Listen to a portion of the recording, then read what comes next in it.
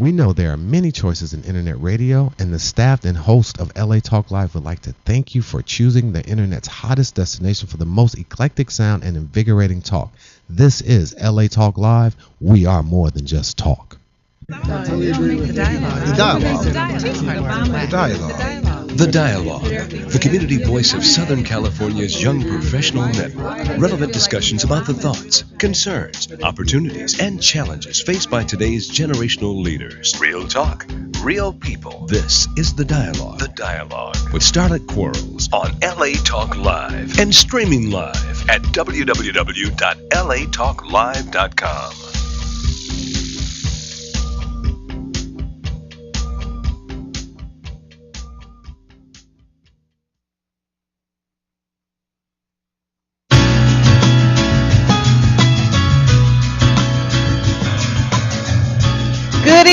Good evening, ladies and gentlemen. Welcome once again to The Dialogue. Real talk, real people. I'm your host, Starlett Quarles, and we're on live at latalklive.com and also streaming live in Omaha, Nebraska at 1690 AM. The one, the voice of the voiceless. As always, The Dialogue is the voice of our generation. So thank you so much for joining us here every Wednesday from 5 to 6, where we like to talk about the topics that are relevant to today's generational leaders. Today, we're continuing our month-long conversation on the Black experience. We started this last month in the month of May, but after our event, A Dialogue with Black LA, we took a couple of weeks off, y'all. So we are back and we are continuing our series on the Black experience. And tonight we're talking about revitalizing the city of Inglewood. Now, in terms of our event, A Dialogue with Black LA, if you missed it, do not worry. This was our civic engagement event and political accountability and conversation on the creation of a Black agenda here in Los Angeles. It was held on May 11th at Western Lake College, but if you missed it, don't worry.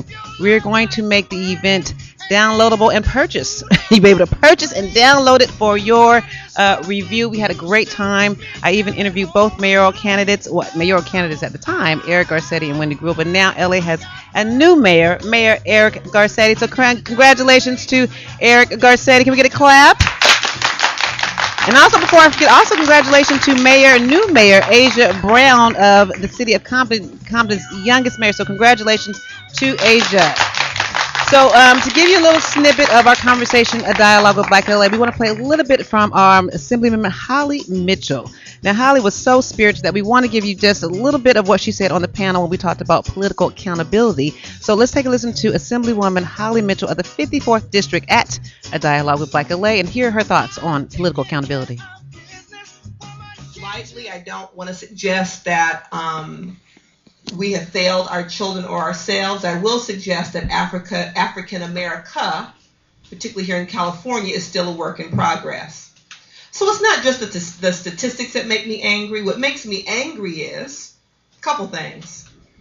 Starlett put an amazing amount of effort into bringing people together today, into creating this space and opportunity for us to have a family meeting.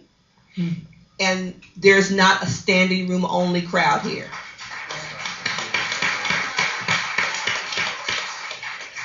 And so while the first panel, many of their comments I agree, some I disagree, while my role here is to talk about a political accountability, I want to talk about your accountability.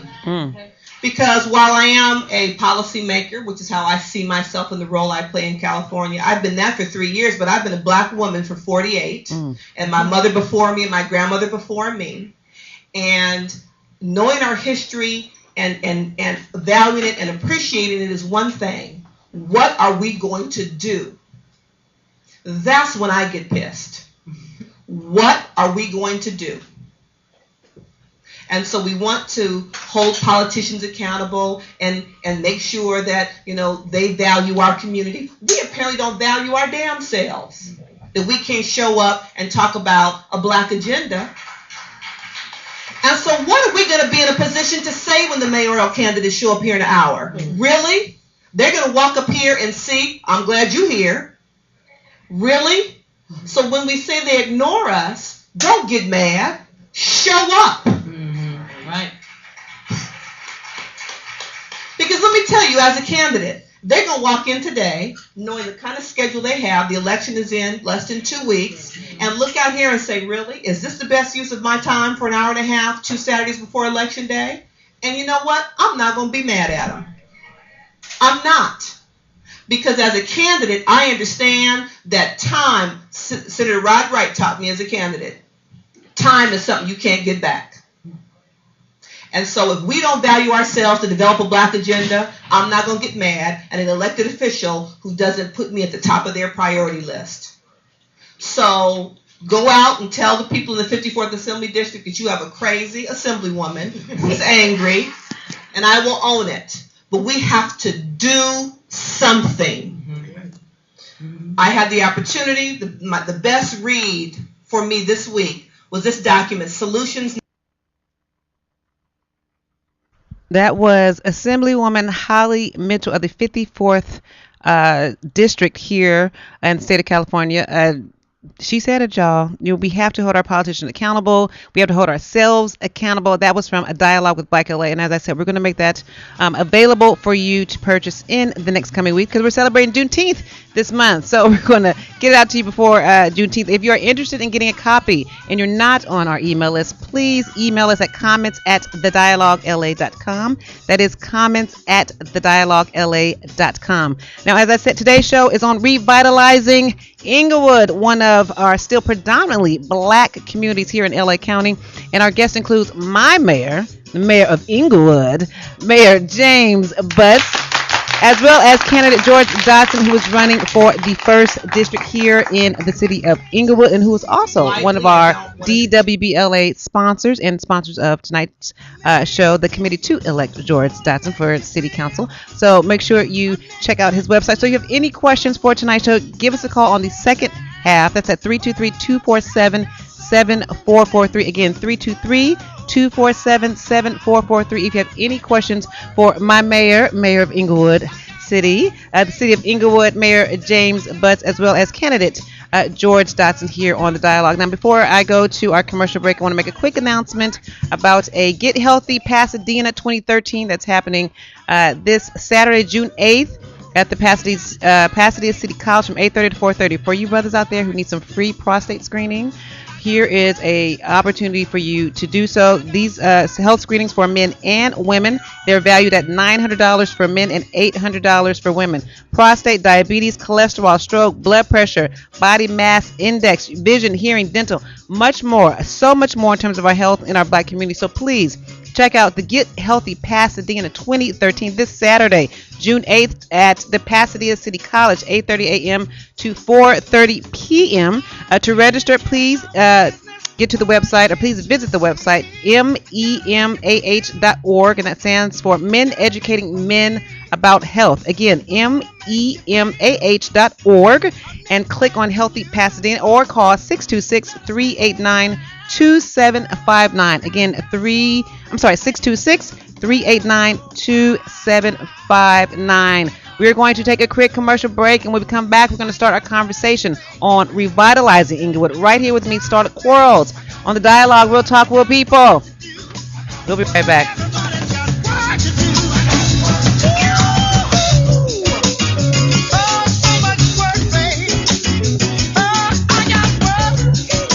We know there are many choices in internet radio, and the staff and hosts of LA Talk Live would like to thank you for choosing the internet's hottest destination for the most eclectic sound and invigorating talk. This is LA Talk Live. We are more than just talk.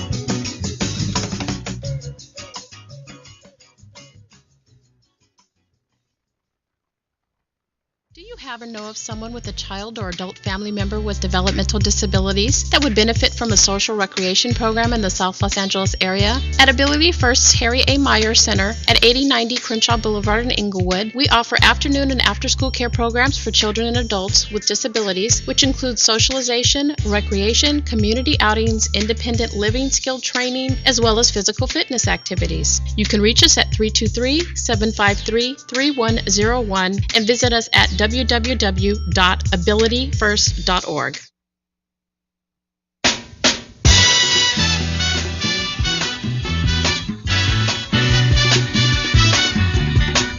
Welcome back to the dialogue, Real Talk, Real People. I'm your host, Starlett Quarles, and we're on live at latalklive.com. And we are continuing our series on the Black experience. And today we are talking about Inglewood, revitalizing Inglewood with its own mayor. Here today, Mayor James Butts, and one of its candidates for LA City Council, the 1st District, George Dotson, here to talk about revitalizing Inglewood. How you doing, guys? Real good. So let me introduce our guest, Mayor Butts. 19 years in the police department, City of Inglewood. 15 years, Chief of Santa Monica. You served as the Public Safety Director for Los Angeles World Airports, and you have been the Mayor of Inglewood since 2011. Welcome to the dialogue. Thank you very much. How you doing? Really good. What do you think about those comments that Holly said? I think she's on point. I think that we, as a community, though, should be more focused on uplifting our communities, working together, not worrying about who gets credit, but who gets it done. Okay. All right. Very good. And you brought with one of your candidates for the City of Inglewood, 1st District, George Dotson. How you doing? Just fine, thank you. Former Planning Commissioner Chairman of the City of Inglewood. So welcome to the dialogue. And we're going to get a little bit into your campaign and your platform later on. But I want to start with my mayor in the City of Inglewood. So tell us, how did you end up becoming mayor? I mean, like I said in the intro, you were in the police force. You've been a police officer 19 years in the City of Inglewood. What made you come back home? Well, actually, becoming mayor was as unplanned as becoming a police officer, going to Santa Monica, or going to the airport. I actually intended to be an attorney or a Los Angeles Laker. Those were my aspirations growing up. Really? Did you really think you would be a Laker? I hope to. Ended up having knee surgery when I was in college. Had to make money to pay for my Volkswagen, and took a job in the police department to save up money for law school. Ended up promoting. Took the test in Pasadena and Santa Monica to see what the chief's test was like, hoping to be chief in Inglewood. Got picked in Santa Monica and Pasadena. Went to Santa Monica 15 years later. Got recruited by the airport to be in charge of counterterrorism. And I thought that was my capstone for my career. I was approached by a number of stakeholders in the City of Inglewood that said, hey, we need real leadership. Our city's in trouble. And I said, well, it's a chance to pay back the place that gave me my start. Didn't know it would be the hardest thing I'd ever done to What do you mean? What? Well, to run as a non-incumbent, having never been elected to anything. This is the first time you ever ran for anything? First time I ran for anything. Okay. I mean, homeroom president maybe. But first time did I you ran. Win? I did win. So I ended up actually participating in 4 elections, 2 for the temporary seat that were left by Mayor Dorn, and then 2 for the permanent seat. And coming in first only when it counted in the runoff for the permanent seat, and became the mayor. Now, were you born and raised in Inglewood? Where are you from? I was born just outside of Inglewood, Los Angeles. Lived in Inglewood for about 6 years as a police officer, and then came back running for mayor. Now, what was the state of the City of Inglewood when you took it over? Kind of give our viewers an overview of the state. Well, it'd probably be greater perspective if we talked about how it was when I left in 1991. Okay, very good. When I left in 91, Inglewood was the home of the Lakers and the Kings. Hollywood Racetrack was in full stride. We'd have about 42,000 people a day come to the racetrack. We had surpluses in our general fund, and we were a destination city. The Inglewood I came back to, the Kings and Lakers left in 99. Parimutuel betting allowed people to bet off track, and the racetrack crowds dwindled to around 2,000 a day, if that. We had burned through $33 million in reserves, and we had a structural deficit of $17.6 million when I came back. Oh, wow. We were looking like we weren't going to make payroll. I came in February of 2011. And we looked like we weren't going to make payroll by June. So you know how Obama felt. Exactly. Like, brother, I feel you. So we did the things that we had to do. Put employees on furlough. We eliminated over 140 positions. We became more fiscally minded. My background's in business. I have an MBA from Cal Poly Pomona. Graduated summa cum laude, by the way. All right. And we started running the city like the business is supposed to be, a nonprofit that provides services. And so from there, we needed to start attracting economic development. If we were going, you need other people to pay for your services. Absolutely. Cities that depend on their indigenous sales tax base and indigenous property taxes, they seldom thrive, and they just get by in good times and then they suffer during recessions. If you look at the Culver cities, the Santa Monica's, Redondo Beach, Manhattan Beaches, they make it through the recession just fine because they're destination cities. Okay. Cars and people come there, and with them they bring money. What do people come to Inglewood for? Well, now they have things to come to Inglewood for right now. They have things to come to. I worked hard for last 2 years to get Madison Square Garden to purchase the Forum and renovate it, and they did purchase it last June, and they've started the renovations now, and they intend to bring quality concerts, Grammy shows, community events, Cirque du Soleil, things like that. But the important anchor that spurred economic interest in Inglewood again. And so the Hollywood Park Tomorrow site, which is across the street, 232 acres, contiguous, the largest open space in Southern California between here and Irwindale, had been entitled in 2007 for 600,000 square feet of retail, 3,000 homes, 4 parks, lake, a hotel, but there was no interest. It lay fallow all this time, darn near bankrupt. The week we signed that development agreement with Madison Square Garden, between them and Faithful Central and the city, they received a pledge of about $188 million in investment capital, and now they will break ground in the spring of 2014, and that has now spurred further economic interest in Inglewood to the point that the old Daniel Freeman site, which was a joint venture by the First Church of God, and they had no capital to do anything with it. Now they've got a capital infusion, and that's going to be a mixed use type of senior development.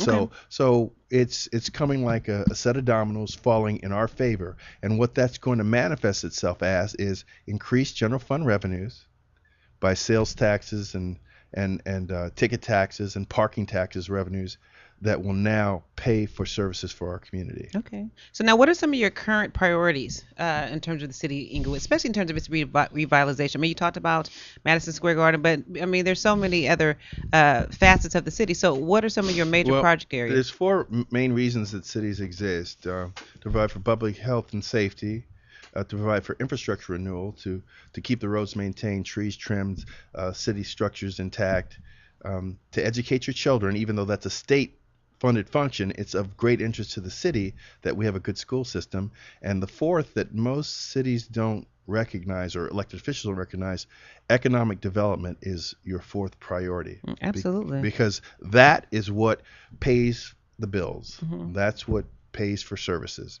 And so, just as I've talked to you, I started with the management of the budget, putting aside money so we could start doing some of our needed infrastructure repairs. We have a road project for La Brea that started now between Hillcrest and 104th Street, where we're going to resurface that. We have done the design work to renovate Century Boulevard from Van Ness to La Cienega throughout the entirety of the city limits. That's our gateway to the airport, which is about 1.25 miles away. And so we've worked on infrastructure. We've worked on economic revitalization.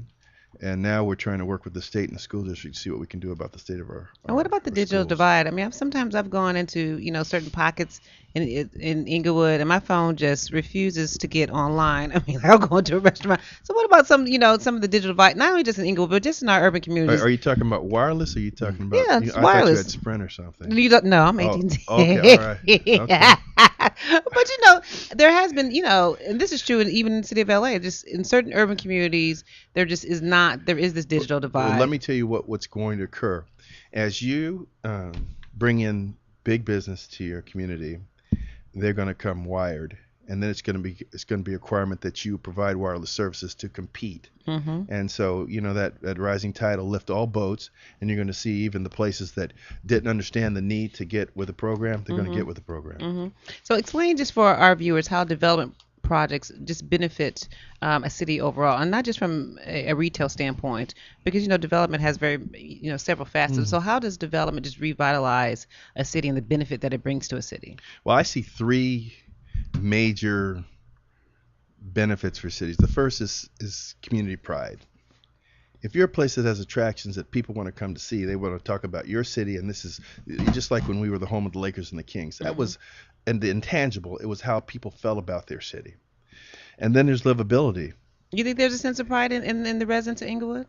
I think it's coming back. Sense of ownership? I think that it was diminished when the Lakers left. I think it was diminished when the racetrack lost its following. Okay. I think it was at rock bottom but I see it coming back with Okay. you could see it with the purchase of the Forum when people realized that $1 billion corporation made their only West Coast operation in the city of Inglewood.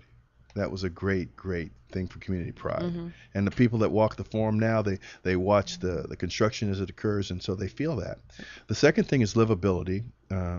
You can now, instead of having to go to Culver City, Manhattan Beach, Redondo Beach, you'll be able to go to attractions in your own city. We'll have a movie theater before too long. We'll have a concert venue. We'll have major upscale retail with the Hollywood Park Tomorrow project. So livability's increased. You can stay home and do things and purchase and shop and recreate and have fine dining. Okay. We'll have all those things.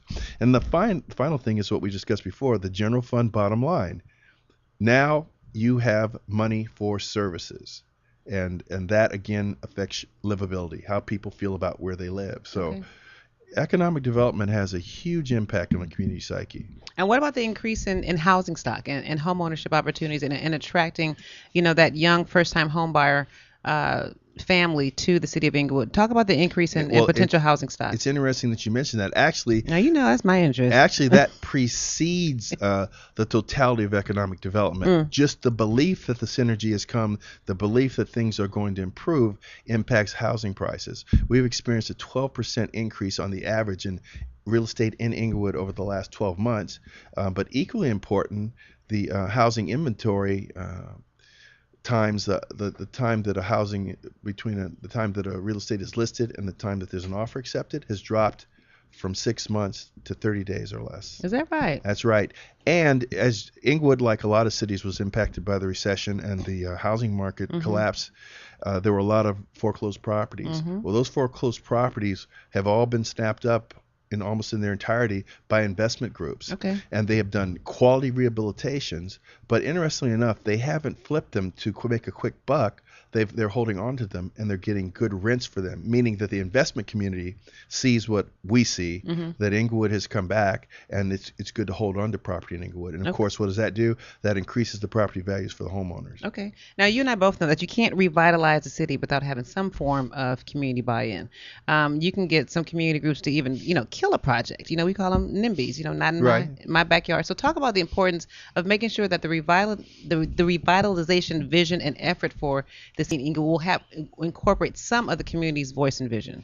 Well, the interesting thing, when you talked about NIMBYs, they're special interest groups. They're primarily squeaky wheels. And while it's important to try and get the buy-in of NIMBYs, it's more important to get the pulse of the public at large. And one of the things that campaigning in 4 elections before I finally became the mayor assisted me in doing, that was to go door to door for a year, knocking on doors in the entire city, sometimes twice, to get people's feelings about their city, what they wanted to see in it. So I came into office with a comprehensive vision and feel for what people wanted in Inglewood, and that guided me in the decisions I made from day one and how we were going to shape our vision for what we were going to be. What are some of the things they shared with you? What some things that they wanted, that the community wants overall? They wanted dining in town. They wanted to have a movie theater. They wanted to have prestige again as a city. They wanted to have attractions so that people felt that their community was worthwhile. They wanted their roads repaired. They wanted their street lights working. They wanted their trees trimmed. They wanted to have pride in their school system again. They wanted to feel that there was somebody minding their business as opposed to being self-interested. That was their belief in politics in general, that they were being led by a lot of self-interest. I just realized you said there's no movie theater in Inglewood? No. Oh, when you said that, I was like, you're right. There used to be 3. I left the city with 3 movie theaters and came back and they were all closed. So where are you going to be planning to put more movie theaters in Inglewood? Well, actually, we have the Fox Theater downtown, which is a historic site, actually. And one of the plans that we have are to do a historic renovation of the facade, keeping it looking as it always has, but with a digital multiplex inside. We also have theater sites on Manchester that are opportunities. Okay. We also have the opportunity to have a theater in the Hollywood Park Tomorrow site. All right. Now you have had some improvements done in your city since 2011 that you're very proud of. So talk about some of those improvements that you're most proud of, and how were you able to get that accomplished? Well, the probably the thing I'm proudest of is that we got back on an infrastructure renewal program for our roads. Okay. We, for the first time now, have a street resurfacing plan that we're implementing. We have that major project on La Brea that's kicking off That's now. why I was a little bit late. There was some traffic because they were working on the streets. Absolutely, a major resurfacing program. That had a little road rage. We spent a couple million to do the engineering for Century Boulevard so that project can start. But I would say probably the biggest thing was getting Madison Square Garden to come to our city and start their construction project. That is going to result in 350 construction jobs. Excellent. That are paying prevailing wages $20 an hour or more. And how are you going to be doing the outreach for that so that local contractors and workers? I'm glad you asked that. I'm glad you asked that. A month ago, this Thursday, we held a job fair at the living room of Faithful Central Bible Church. We have a commitment from Clark Construction, which is handling a job outreach, to employ 50% or more Inglewood residents on these projects. Very good. And we had 1,000 people show up for 350 jobs. They've hired 70 people so far, and 70% of those have been Inglewood residents. So we're proud of that. We're going to seek that commitment from everyone that does major development in Inglewood to, one, hire locally at a 50% or greater rate. Two, to purchase locally, to purchase materials that they can from the Home Depots, to do their concrete acquisitions from the concrete vendor that we have along Florence Boulevard. That is, we want the dollars that flow into those projects to result in, one, prosperity for our local businesses, jobs for our local people, and sales taxes for our community. Okay. Now one of the things we're real big about here at the Dialogue is political accountability as well as community accountability. So how do your constituents hold you accountable? Oh, they get a chance to do that every 4 years. What I want to hold you accountable tomorrow. Can I come to your office? I mean, how are you? Well, the reality is that actually people don't hold elected officials accountable. Okay, very good. Elected officials hold themselves accountable. You either have a work ethic, a sense of commitment, and credibility, or you don't. And I'm not here for employment because I'm well retired. I'm here to accomplish something. I'm here to serve. I've spent 40 years serving people, at times risking my life for people. And I'm here to say this is a better place for the time that I've spent here. And then if you're always, because there's going to be people that are not really feeling your program. And if you stop and start every time someone is unhappy, then you're not going to get anywhere. The reality really is, then you're a politician trying to make everyone that's in your face happy.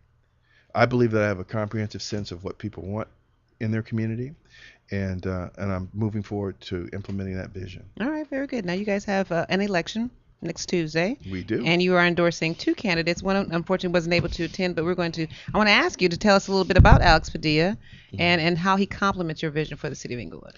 Well, Alex Padilla is also a long-term public servant. He's spent 33 years in public service, 30 years in the Santa Monica Police Department. He's on his third year working as an investigator for the Office of Inspector General, which investigates misconduct in the LAPD. He works for the Police Commission. He's a family man. He's a long-term 30-year Inglewood resident. He's someone that understands how cities work. We spent a little over 15 years together in Santa Monica. I was his police chief and promoted him up through the rank of captain. Excellent. And so he has a shared experience with me in knowing what it takes to take a city to make it a destination city. When I came to Santa Monica, they were known more for the homeless, gang shootings in the pier and beach lots on summer weekends. They had 19 murders the year I got there, and they had a crime rate, believe it or not, higher than the city of Inglewood. Really? Absolutely, in numerical terms. We had more violent crimes, but they had far more property crimes. Wow. Okay. And That's interesting tidbit. yes, it is. And so that was why when they recruited nationwide for their chief, they ended up picking someone that had experience in dealing with crime issues. We cut the crime rate by 64% in the time I was there. Those 19 murders were never more than 2 by the time I left. We cut police liability from $3.5 million a year to $2,149 in my final year. And along the way, with redevelopment, the general fund quadrupled, and Santa Monica is an international tourist destination. So that experience shaped my vision about what you should do if you're going to add value to a city. Okay. And Alex shares that vision, that experience. So at the end of the day, it's about the residents. Do they get the services they deserve? Are they safe? Are the children educated well? And do they have pride in their city? Right. And that's, that Alex shares that vision. And George Dotson, you are endorsing Mr. Dotson, and we're going to get to him after our commercial break. But tell us a little bit about George before we go. George is even better. George is a 44-year resident of the city. He's been on the planning commission for 27 years. I think he's chaired it for about 20. He'll correct me. He's been married to the same woman now 51 years as of last week. And, that's a rarity. And I like it's an accomplishment in and of itself. I like to say that says a couple things about him. One, he knows how to compromise. And 2, he understands authority. I can tell that's important. That's very important. And he, with his experience on the Planning Commission, has been involved in most every major economic development that's occurred over the last 27 years. And so he understands up close and personal what it's going to take for us to get to where we're going. All right, well, we're going to meet candidate George Dotson of the 1st District right after our commercial break. You're on The Dialogue, Real Talk, Real People, and we're talking about revitalizing Inglewood here today. So give us a call at the second half after the commercial break, 323-247-7443. If you have any questions for Mayor Butts or George Dotson, give us a call here. Again, 323-247-7443. We're going to take a quick commercial break, and we'll be right back.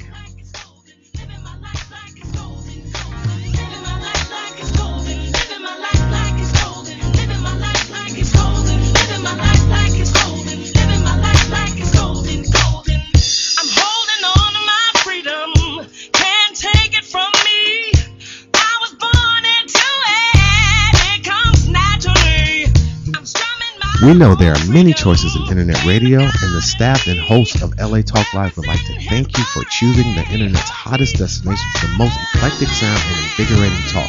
This is LA Talk Live. We are more than just talk.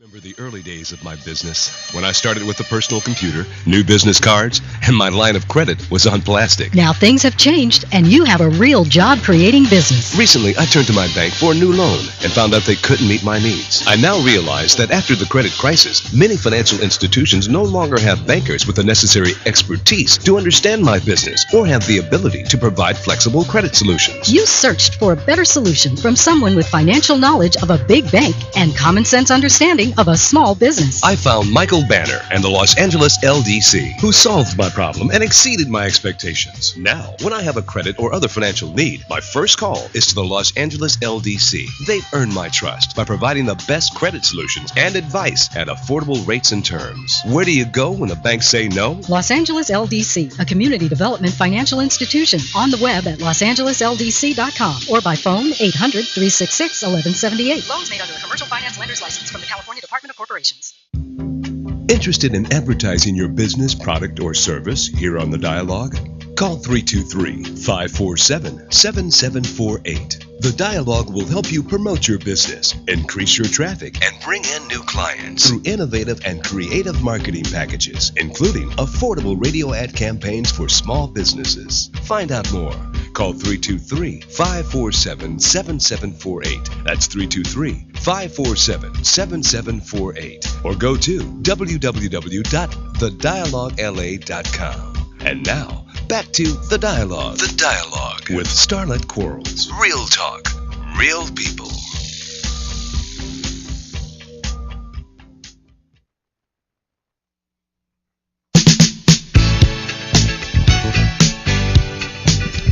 Welcome back to the dialogue. We are family here talking about revitalizing the city of Inglewood with Mayor James Butts and candidate George Dotson of the 1st District. This is launching our series, The Black Experience, which we've been talking about since last month, sparking our conversation and dialogue with Black LA. Again, if you have any questions for Mayor Butts, 323-247-7443. Again, 323-247-7443. Now we're going to get into a conversation with George Dotson, who is running for the 1st District of the City of Inglewood. Can I get a round of applause? Welcome, sir. How you doing? I'm doing wonderful. Thank you. Welcome to the dialogue. Now, why are you running for the City Council of Inglewood, and what experience do you have serving the City of Inglewood? Well, first of all, I'm running for the position because I've lived in Inglewood for 44 years. Did you go to Inglewood High? Where did you go to high school? No, I went to high school in Louisiana. Louisiana. Yeah, Carroll Okay. High School. Okay. Sorry, So go ahead. I'm a transplant. All right, very good. Aren't most of us? Anyway, I've lived here for 44 years, so I've seen Inglewood at its very best. And it has been good to me and my family. And I plan to take those experiences that I've had in the last 44 years as the planning on the planning department, serving on the traffic department, and running my own business. I want to bring that experience to bear here in Inglewood. Okay. Now you were you were the chairman of the planning commission. So explain a little bit exactly what that role entails, and how did you end up getting involved in that particular aspect of Inglewood's revitalization efforts? Well, basically, when I first went down to they asked me to serve. It was on the traffic commission. Okay. And I chaired that commission for a few years. And they found out that I had a background in construction. One of the mayors at the time, because I've served on the 4 mayors. Found out that I had a construction background, so they asked me to try the planning commission. What was your background in construction? You had your own company? I have my own company. Excellent. I contracted for floors and window coverings for years. Okay, very good. Okay, go ahead. I'm sorry. And once they asked me to try planning, so I did. For 7 years, I was just a plan on the planning commission. And then after that, they asked me to chair. Okay. Now explain to our viewers the work of the planning commission, how it impacts city projects. Well, basically, every major project starts with the planning commission. Nothing happens until it comes through the planning commission. We hold all the public hearings. We pass all the zones. We can change zones. We do, if there's anything that has to be done, like variances or all that, has to come through the planning commission first. So every major project that's come to Inglewood for the last 27 years has come before me first. Okay. And then I send it to the council. Okay. It's kind of like you asked, how do you get citizen input about what they want to see in the community? The city of Inglewood works as a lot of cities do. They have civilian commissioners that are unpaid volunteers of the city that are appointed by members of the elected body that meet, and they give their input on various projects that are put before the city.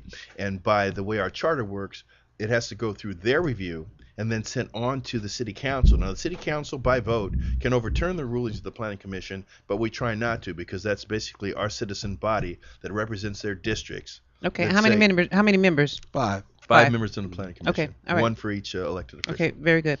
And so, what are some of the projects under your tenure as the planning commissioner that you're most proud of? Well, I tell you what, the one I'm most proud of came later on, but there was some other ones, housing projects like Carlton Square, Briarwood.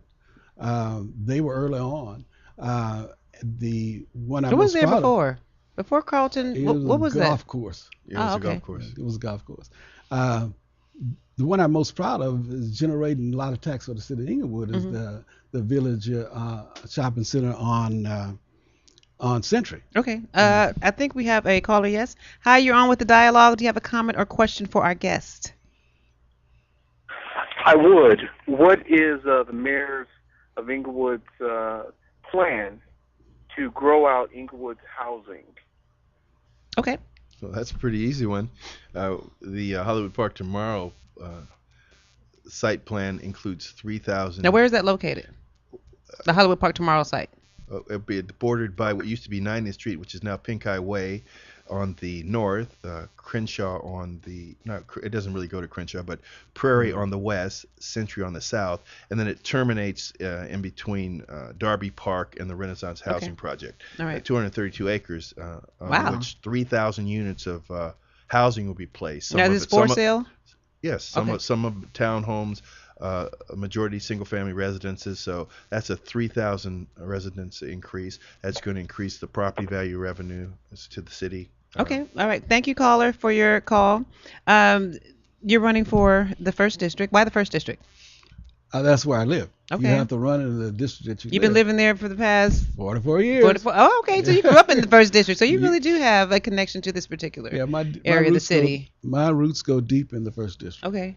And that's my heart. I'm running there because there are things that I know we need, and I'm going to see that we get them. Talk about some of the things you need in the first district. Some of the things that we want. Okay, very good. Is just like the mayor said, we want our streets fixed, we want our trees trimmed, we want better shopping. Well, my wife wants better shopping. I don't blame her. And they want good grocery stores. And they want to go to the parks and enjoy the parks. Now, give us the boundaries of your district that you're campaigning for.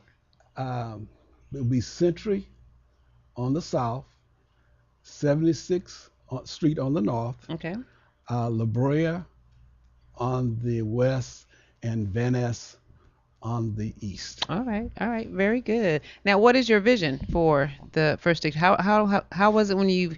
How is it now, and how will you like to redevelop it? Well, when I first moved here, we had some major stores like J.C. Penney's and Sears. Remember J.C. Cadillac was there. J.C. Penney's was at La Brea and Manchester. Okay. You had a lot of major stores here. You had a Boston store. You had a Boston, exactly. Okay. So right now we've come up very well. We've got some good restaurants with Red Lobster and Chili's, who, by the way, came and they went number one in that chain. So other restaurants who may be listening, you might want to take an example. And we're going to be, I'm going to be looking forward to working with the mayor and the council in enticing some other bigger stores, more upscale stores to come here and do business. All right. Now, do you guys ever go to the International Council of Shopping Centers like other cities and present the opportunities to the retail community? Actually, we're not there yet. Okay. You got to have a story to tell. You got to have a attraction to bring. We're at the point now, actually, where people are approaching us. Since that form purchase, the go ahead going on Hollywood Park tomorrow, which by the way is a $2 billion $2 billion development when it's built out in its totality. Now we don't have to go to people; they're coming to us now. All right, very good. I believe we have another caller. Hi, you're on with the dialogue. You have a comment or question for our guest? Hello. Yeah, I have a question. Okay, go right ahead. I have a question for George Dotson. Okay. Ask your question. Why is it important for him to stay above the nonsense? I'm sorry. Say that one more time. Okay. Why is it important for him to stay above all the nonsense that's going on in Inglewood? Okay. Why is it important for you to stay above the nonsense? Now, what type of nonsense is she talking about? Well, it's probably, silly season in Inglewood. It's silly season? Yeah. That is hilarious. What does silly season look like? Election time is silly season. You got all kind of rumors going around and I don't want to say the L word, but stretch of the imaginations and untruths. But I don't believe in all that. Okay. I believe action speaks louder than words. And I believe if you check the records of the two people in this race, you'll be able to make a decision with no problem at all. Okay. My record speaks for itself.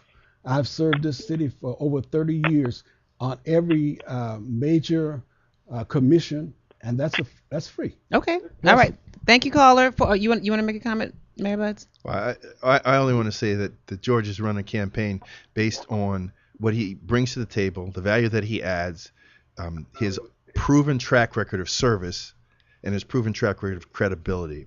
And for that reason, he's not had to engage in some of the tactics that his opponent has. Okay. All right. Thank you, caller, for your question. Being a commissioner, how do you plan on parlaying that experience into the Inglewood's redevelopment and retail opportunities? Well, simply because I know in talking to the people through the planning department and through the people who have come to the planning commission of the certain things that they want to see done in Inglewood. Okay. And I'm going to implement those things in my term as city council.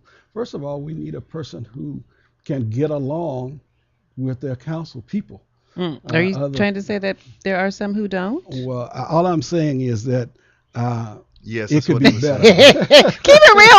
It's real talk, real people, Mayor Butts. Absolutely. Okay. Let's Keep just it put it this 100. way. You won't see me telling the mayor he's out of order. Oh, somebody. Oh, what? Because he is the chair. Now that goes against authority. Now you know he had to go. Whoever that is, they got to go. That ain't authority. They ain't following authority. You know, I like you a lot. It's not so much that. It's called respect. Okay.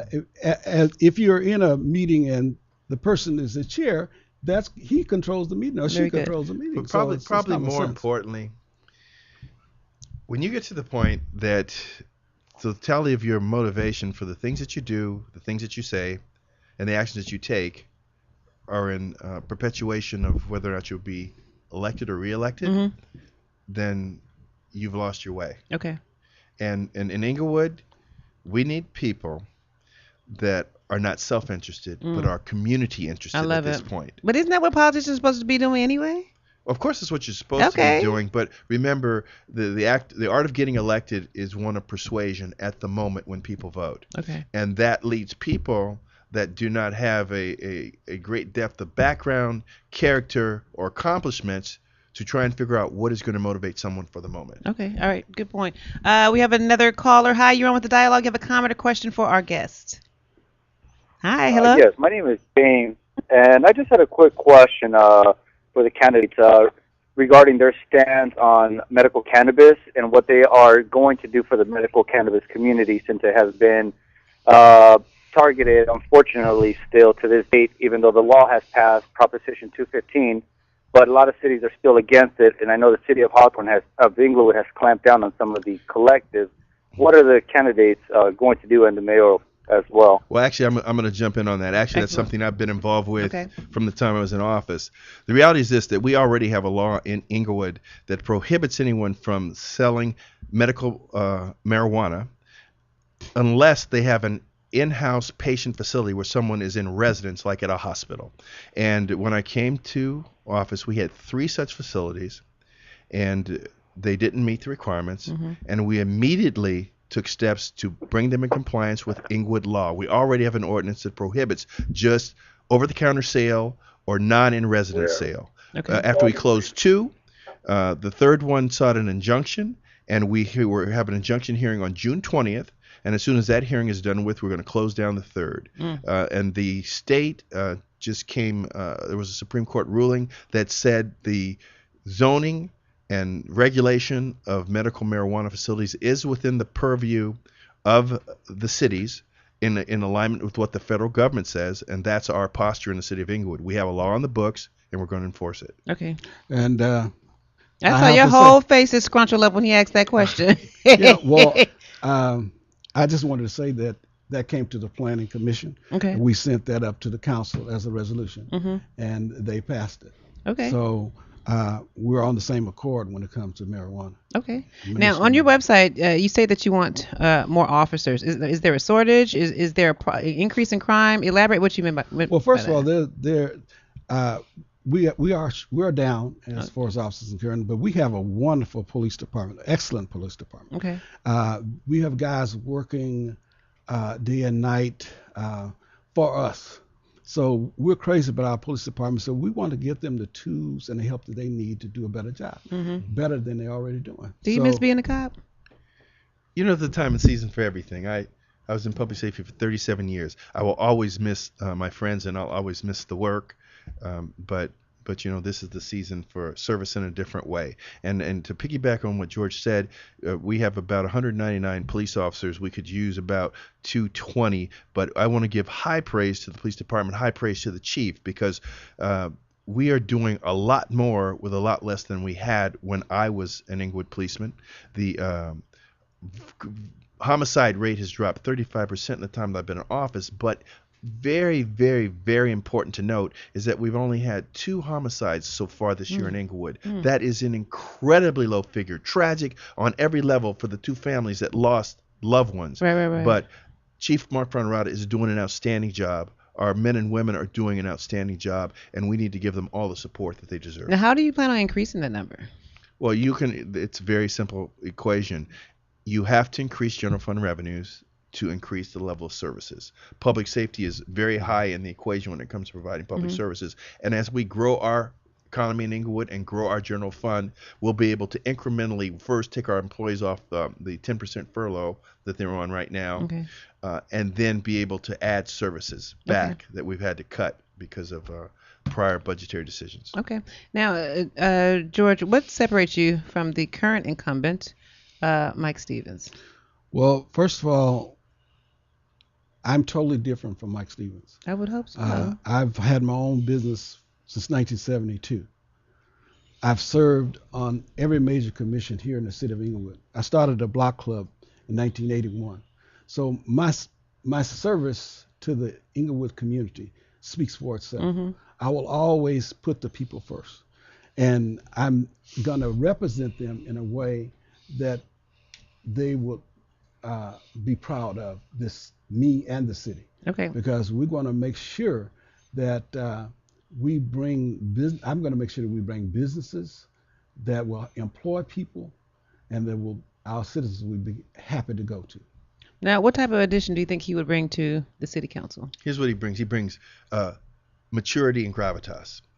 This is a man that is a product of this community, spent 44 years here. He has served in government, collaborating with people for the last 27 years. He comes into office not thinking it's all about him. Okay. He's not here to be a rock star. He's here to be a public servant. He's a collaborator. He's been working with people for close to 3 decades in the city government structure. That alone separates him from his opponent. Sounds like he's Indian more than a chief. Absolutely, and that's why he got 45% of the vote in the primary. Okay. Getting almost as many votes as the incumbent and the former mayor combined, who both ran in that race. Okay. Now that tells you what people are looking for. For you, in terms of your discipline with law enforcement, what did you take from your experience in law enforcement, and what was transferable into being mayor? Here's the biggest advantage that I had, having spent 37 years in municipal government. Remember, I worked in 3 different cities. I was the general manager or assistant general manager in 3 organizations. The last organization, I had 1,100 employees on the payroll with a operating budget larger than the city of Inglewood's general fund. I had functional supervision and command and control of about 4,000 counterterrorism and security assets. And so I learned about how organizations work in municipal settings. Okay, very good. In 3 different cities. So I translated that I understood how department heads run their departments. I know that people like to have kingdoms, but we can't run little kingdoms. We have to blend together synergistically in providing services. We can't, it can't be about us. And so I think the strongest thing that I bring as the mayor is a sense that it has to be selfless. It has to be collaborative. It has to be about the people that are paying the bills, and that's the taxpayers. All right. You're absolutely right. This coffee with a cop meeting, you had a recent coffee with a cop, which I thought was cute. Why did you host this meeting, and will you be doing this again? So explain to our viewers what a coffee with a cop meeting. Actually, I give credit to Chief Mark Fronrada for that. The purpose is most times when people have an interaction with a police officer, it's because something has gone wrong. They've gotten a ticket. There's been a dispute of some type. They've been a victim of a crime. And we try to increase the opportunities when people have interactions with the people that serve them on a non-emergency services basis. Okay. So they know them as people and understand them as something other than authority figures. So what are they And doing? You guys are the- sitting there talking, y'all playing bones? I mean, what happens at the coffee and They cop usually meetings? occur in a McDonald's or another eating establishment. Okay. And I know there's donuts you may there, have, right? you have no, actually no donuts. No donuts. No donut shops. And we love the big donut. Or yogurt. You need a yogurt land. But that's not the cop thing anymore. Donuts aren't a cop thing. But you have coffee. It might be in a McDonald's, and you sit down with a lieutenant. It might be an officer. It might be a captain. And the chief will stop by, and you just talk about what's on your mind. Mm-hmm. And so you get to know your police servants as. Is that what you did in people. Santa Monica? That's a great idea. Great concept. We did in Santa Monica. We had citizens police academies that were replicated in Inglewood and other places. We have a police activities league where we provide mentoring and recreational opportunities for youth. We take every opportunity that we can to add value to the community, and that's what the Inglewood Police Department. Now you will be doing that a little bit more frequently. I don't know if we do it more frequently. Do it pretty frequently now. Oh, how often do you do it? I mean, it happens at least once a month. Once a month that you can have coffee with a cop? I'm going to have coffee with a cop. You go right ahead. Okay, so in our last few minutes, I want to talk about a couple of projects, specifically the Crenshaw line. Now, I know in the city of Los Angeles, we have this big issue about the Leimert Park stop and it going Actually, underground. did pretty good. We did do good. We did. So you guys have a stop coming on Florence and La Brea. Is it going to be below? Actually, we have a couple. We have... when you say stops, we have it crosses at Florence and Centinela. Okay. We have an actual station at Florence and Market Street. We have another crossing at La Brea and Florence. Mm-hmm. And then we go on down to they plan to put one at Hendry and Florence, where Florence spins around towards aviation. And once it goes there, it'll take you all the way to LAX? Yes, it will. Okay. Mm-hmm. And now how will this increase and boost the activity? Well, let's talk about that, because the reality is that when this planning was done years and years ago, for the city of Inglewood, the best thing to have happened would have been that line made a hard right, a hard left at Prairie Boulevard. Okay. And was grade separated, meaning it would go underground and have stops either at the Forum or Hollywood Park Tomorrow site where the major development was planned at the time, and then make a hard right on Century Boulevard and be grade separated and have stops along Century and have a terminus at the airport. That would have been the best thing for the city of Inglewood, the best thing for the region. But what I don't believe at the time anyone had the belief that Hollywood Park Tomorrow was ever going to take off, because the recession had hit in 2007, the housing market collapsed, so nobody was going to dream of building 3,000 homes. And so they took the cheapest right away, which was down the train tracks that the Santa Fe Burlington Railroad left behind. And so what did that do for Inglewood? That meant the Metrolink would only go past one business district, and that would be the old Market Street district, which had declined horribly. And in fact, they didn't even put in the plans to have a pedestrian bridge to transition people from the north side of Florence across to the south side so that you could walk straight into Market Street. That wasn't even planned. So this is what I'm... Did the community come out and oppose that? I mean... I don't know what happened, but that's what we're doing right now. Okay. That our opposition. You trying to rectify that? We're doing the best we can. Okay. We want Florence and Centinela to be grade separated, meaning that it should pass underneath the street, because that intersection is an access way to 21,000 cars a day. Okay. It's one of the main roads into Inglewood Park Cemetery, and then we need that overpass bridge because a revitalized Market Street. We're going to need a bridge so people don't have to walk down to Locust to the light, walk back to Market to go enjoy all the attractions we plan for that venue. I was going to ask you, what are you guys going to do about thoughts about the redevelopment of Market Street? I mean, that could be like I've often said, like with Leimert Park, a Black Larchmont. Because of what's happened with the Forum and now with Hollywood Park Tomorrow, we're now getting proposals for a revitalization of Market Street. What we want to see is a comprehensive use of what we call the old D3 site. That's where Buffington Cadillac used to be at Florence and La Brea. Something like a hotel there, but a transit-oriented development that transitions into Market with that renovation of the Fox Theater that I discussed earlier.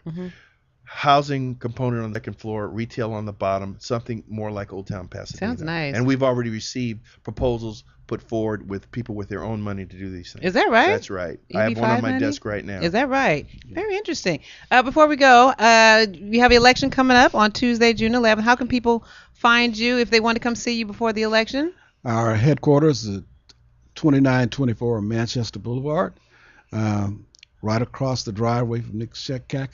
Yes. Nick's Check Cashin. And Lord Jesus. We'd like to come out this Saturday. What's happening on Saturday? We're going to have a what I call a bonus walk, 2 o'clock to 4 o'clock, 2 o'clock to 5 o'clock. Whatever you can stay, we'll accept. It's coming out. Meet us at the headquarters at 2 o'clock, and we'll give you your assignment. To walk the streets? To walk the streets. You give us some Dr. Shows? It's even a lot more fun than that. There are going to be LA County firefighters, Inglewood police officers, people from the community. It's like a super Saturday. It's the last push before the election to let everybody know to vote on June 11th. Okay, and your website? The website is, I don't know it by heart. I should, but I don't. Let me see. Well, I'll give you the phone number is 424-200-1964. Google George Dotson, you'll find it. Just Google him. And Mayor, if they want to come see you, how can people find you? How can people connect with you? Well, first of all, I'm the only Butts in City Hall. That's the starters. So you can call any number in the city of Inglewood and ask for James Butts, and you'll get me. JamesButtsForMayor.com is my website, and I work about 60 hours a week, so you'll see me all over the city, and you can get me anytime in City Hall. Now, how proud were you to have the shuttle come to your city? The only thing I was mad about when I saw the Toyota commercial that they said it was Los Angeles when they were going by the donut. It should have said Inglewood, but how proud were you? Well, they used to call them the Los Angeles Lakers too. We're used to it, right?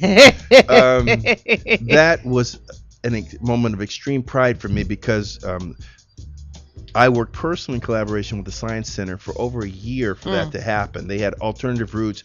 I wanted it to happen. My father was an electronics engineer. He worked for North American Aviation. He worked on some of the earliest spacecraft that went into outer space, and he would have been so proud to see that happen. And there were people that thought, well, why do we want it to come to Inglewood? It made us a part of international history. And it's another, there was black folks behind that. It was black folks behind that. Let me give you the website for George Dotson. Oh, you got it together now? Yeah, www.georgedotson.firstdistrict.com. Well, thank you so much, gentlemen, for joining us. Okay. One more thing. Let me step down to authority. Yes, sir. Let it be noted that shuttle event was the largest outdoor event in the city of Inglewood. In the history? In the history of the city. How many people were out there? There were 15,000 people. Wow. So, but no crime, no fights, no nothing. Not a single crime reported in the 24 hours. See, black folks, we can act right in big numbers. Thank you, gentlemen, so much. Good luck on Tuesday, June 11th. Thank you, Mayor Butts. I appreciate you coming by. Thought it was great. My producer, Steve Butts, Richard Carr, thank you, and the committee to elect George Dotson. Thank you for George Dotson. Thank you for hosting and sponsoring not only Dialogue with Black LA, but today's show. Join us next week as we continue our conversation on the Black experience. We're going to be focusing on Black male achievement programs right here in Los Angeles. So we got our Black boys we got to take care of. So make sure you join in next week. I'm Starlett Quarles signing off as my mama's child and my daddy's baby girl. Until next week. We're together as we walk on by, and we fly just like birds of a feather. I won't tell no lie. All of the people around us, they say, can they be that close? Just let me state for the record, we're giving love in a family dose. We are family. Hey, I got all my sisters with me. We are family. Get up, everybody, and sing. Sing it to me. We are family. I got all my sisters with me. We are family.